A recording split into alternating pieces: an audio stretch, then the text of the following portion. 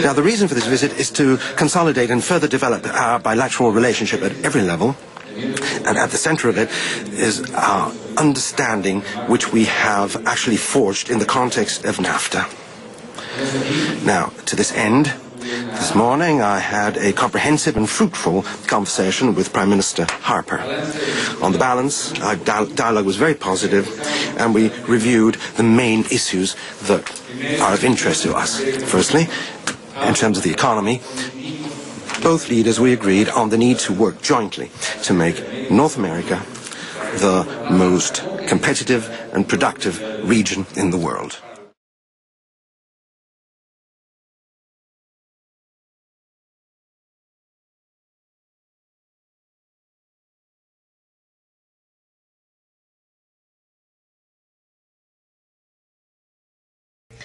Greater integration is what will make North America a more competitive economy, and we must redouble our efforts in that undertaking. I invite you to work with Mexico and alongside our common neighbor to forge closer economic ties and in consolidating North America as the world's most competitive and prosperous region of the world.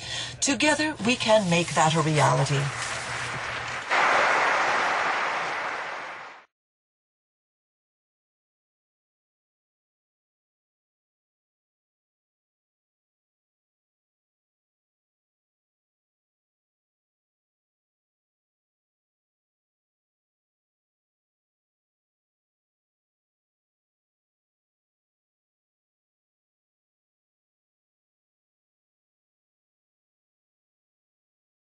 In light of globalization, we will consolidate the integration process to which we're committed. We say if we do not stop it, we'll soon be at a North American common market, followed by a North American community, followed by a North American Union. And the leaders of Canada, the United States, and Mexico will issue emphatic denials, but their hidden motive propelling them in creating the Security and Prosperity Partnership is to advance one step closer to the centuries-old goal of a world government known as the New World Order. So we hear Mr. Calderón talking about consolidation. I wonder what he's talking about. Let's take a look at what he actually said in the meeting. He said, "I am absolutely convinced that this meeting will mark the start of a stage of more opportunities for our bilateral relationship. This statement is also based on the fact that our respective foreign ministries launched the Mexico-Canada 2009 to 2012 Action Plan today, May 27th. Because this plan ensures we are in tune with the 5 objectives of the recent North American Leaders Summit: competitiveness, economic growth, sustainable development, and population's well-being, regional security." So again, talking about the consolidation of North America. I was interested to find out a little bit more about this Mexico-Canada 2009 to 2012 Action Plan, but I suspected that there wouldn't be much information online about it yet, as it was just announced. But I took a look anyways and came up with a government crown corporation called the Canadian Standards Strategy, the CSS, and they have a 2009 to 2012 action plan as well. If we go to page 5 this document, we take a look at some of their objectives and between 2009 and 2012. Objective 1.4, promote the use of standardization for regulatory cooperation and the reduction of trade barriers. Initiatives: A, identify opportunities to help implement the Security and Prosperity Partnership, the SPP, Regulatory Cooperation Framework, RCF, between Canada, the United States, and Mexico. B, develop plans to leverage the SPP and the Cabinet Directive on Streamlining Regulation, CDSR. C, identify areas where standards and accreditation solutions can be applied to overcome interprovincial and international trade barriers. So here we have a Canada Crown Corporation, the Canadian Standard Strategy, who have a mandate very similar to what Calderón has been talking about during his 3-day stay visit here in Canada. The 2009 to 2012 outline of how to harmonize and integrate the Canadian standard system with North America.